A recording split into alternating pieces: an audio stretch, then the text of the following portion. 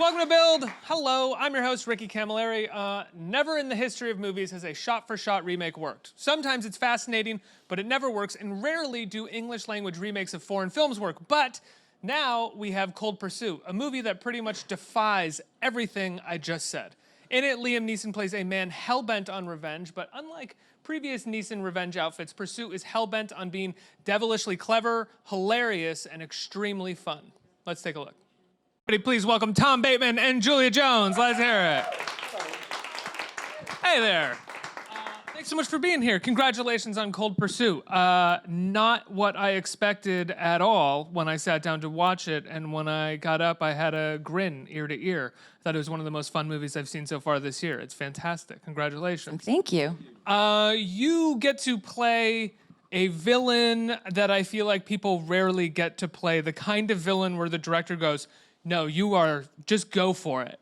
You go for the mustache-twirling villain in this role, and you lavish it and do wonderfully. Oh, completely.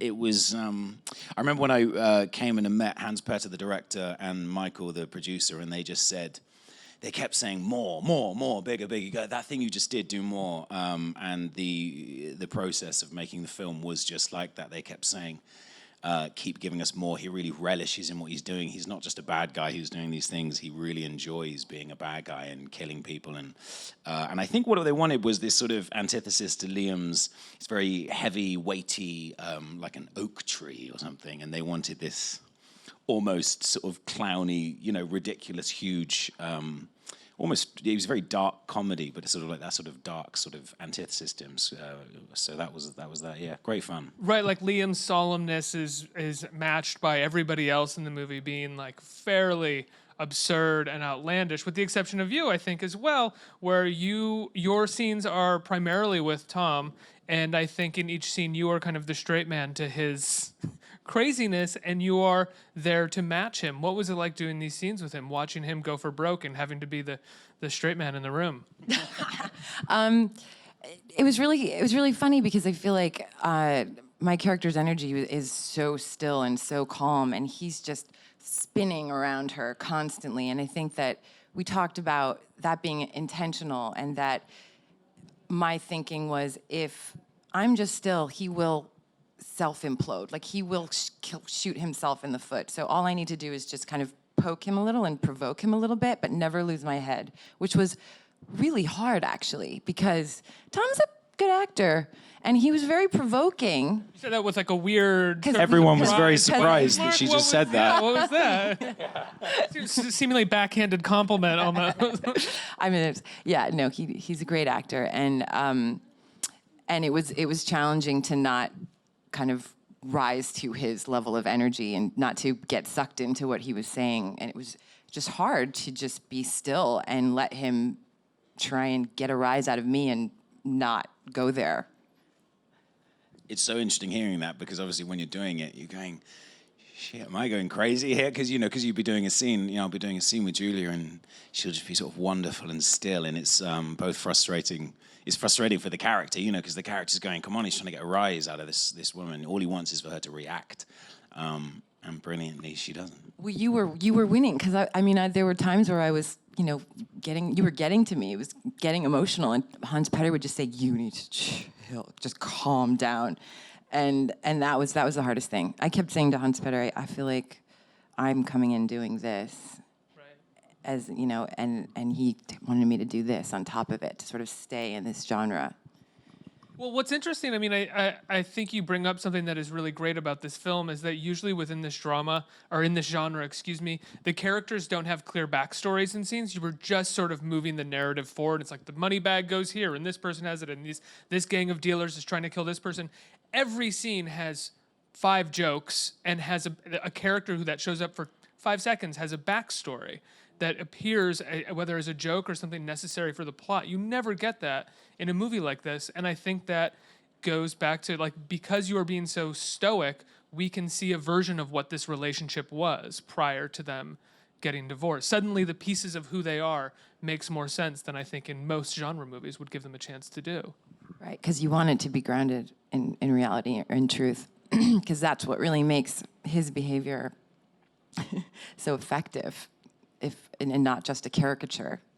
So I couldn't help when I was watching your character I think because of the house that he lives in, because he's kind of a playboy in the lavish lifestyle, and because he's psychotic, of Christian Bale in American Psycho. And I was wondering if you thought of that at all while you were doing this performance.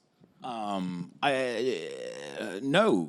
I mean, I think these things subliminally will imprint themselves on. That's a great performance that Christian Bale gave. So I think it would subliminally sit in your mind. So when you're having to play a sort of bad guy, that might somehow subconsciously leak in. The only, in a way, preparation I did for this was I read a book called The Psychopath Test, which is an amazing book looking at these true accounts of psychopaths. They were deemed medically insane, being released into society, and there was this one, this guy who's hired by companies to fire people, and he loves it. He feels like this. He describes himself as a predatory animal. This man who's powerful, and and it's quite fascinating. And Was that our president? yeah, and I mean that's sort of. That's sort of that's sort of where I came from with that. This idea that there's someone who enjoys the power they have. He's a bully, and he enjoys the fact that I can just sort of do anything I want to these people, and they have to play along. But I really do think that great performances leave an impact on you, especially when you're growing up. When I first saw that film, I was very young, and so I'm sure that somewhere in my mind that and a lot of other roles have probably embedded themselves in there.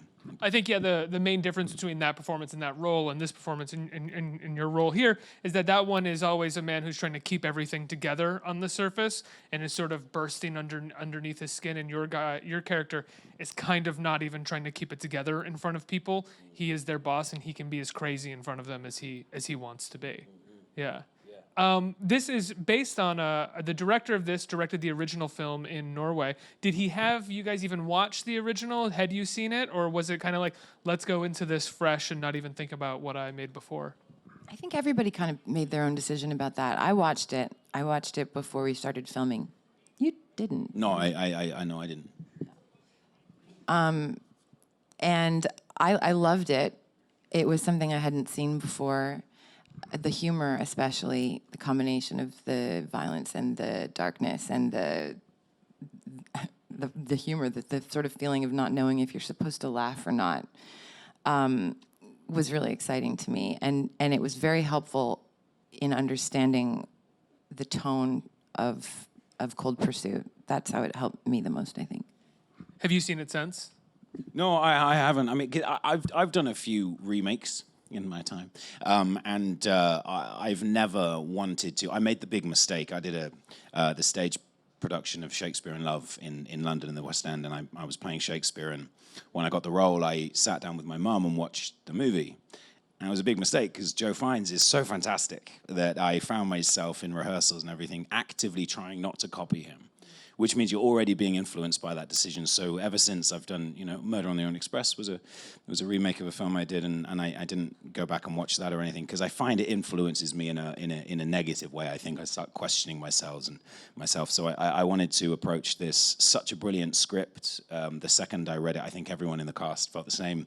So excited about this genre. What is it? It's so dark and twisted. It's tragic. I mean, the stuff with Laura and Liam at the beginning with the death of their son is, for me, when I watched it, it really struck me, their grief.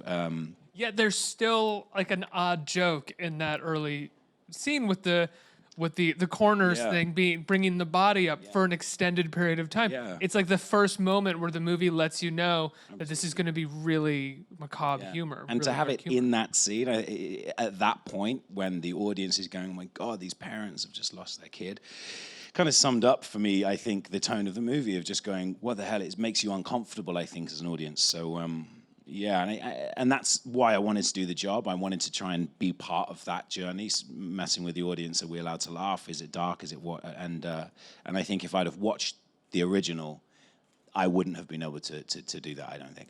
What was it like reading this script for the first time? Because every scene is meaty. Every scene has just more jokes and more meat to it than you would expect a genre film to have.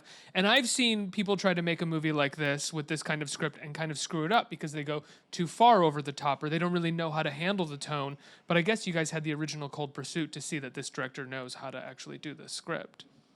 Yeah, I mean, when I first read the script, honestly, I didn't get it. I was confused. I didn't get the humor in it. Am I crazy? Did you?